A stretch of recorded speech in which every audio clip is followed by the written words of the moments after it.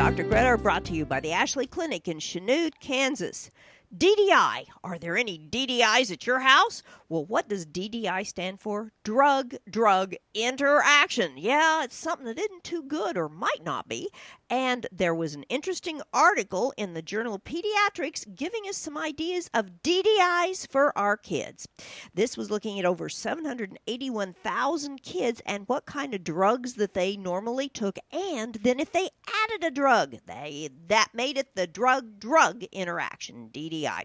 They found that out of all of these kids who were taking long-term drugs, like for asthma or ADHD or autism or those kind of things, about 20% of them were taking clonidine. Now, clonidine is a great medicine for a lot of things, often used to help in sleep, especially for autism and some of the other mental conditions, but also it can help with ADHD.